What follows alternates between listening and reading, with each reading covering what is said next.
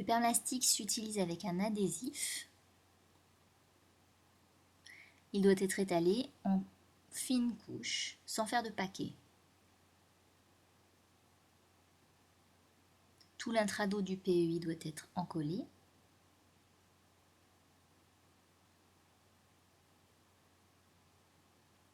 Et toute la pâte de Caire doit l'être également.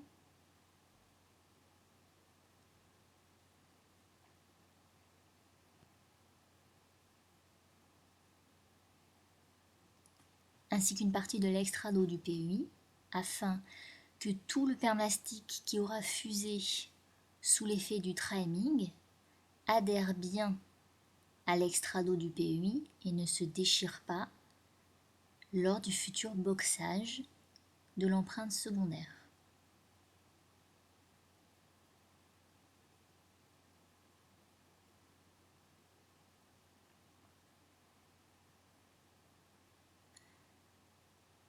Le catalyseur et la base de permastic se mélangent à égale proportion.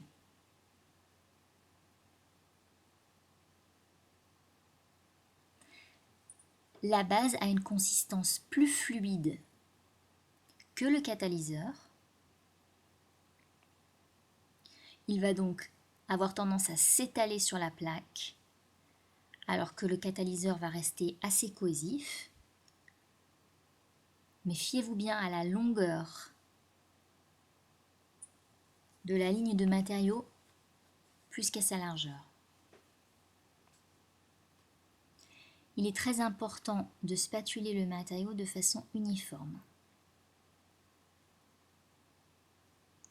Vous devez écraser le matériau sous votre spatule.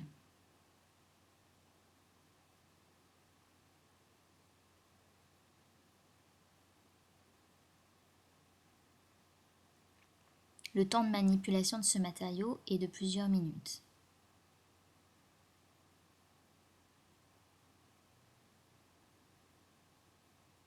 Quand vous ne voyez plus aucun trait blanc ni trait marron dans le matériau quand vous l'écrasez, c'est que l'homogénéisation est correcte.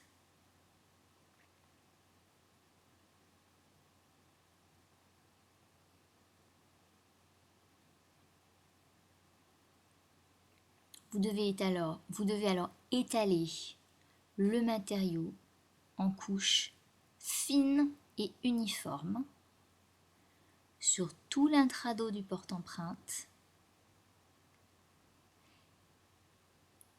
et sur tout le joint de pâte de Caire.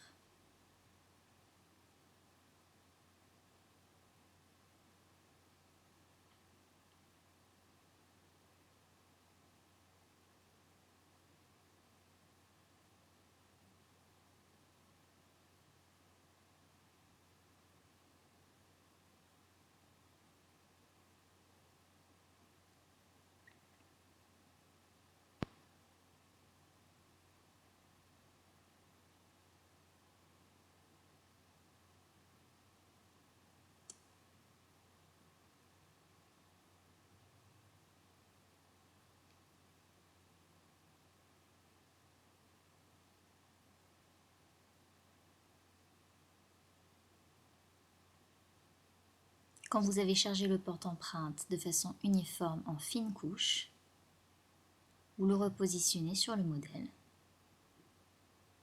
et vous appuyez fortement.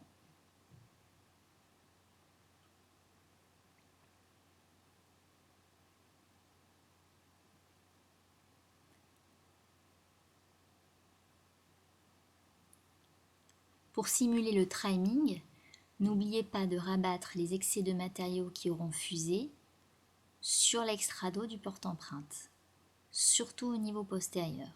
Ceci facilitera grandement le boxage de l'empreinte.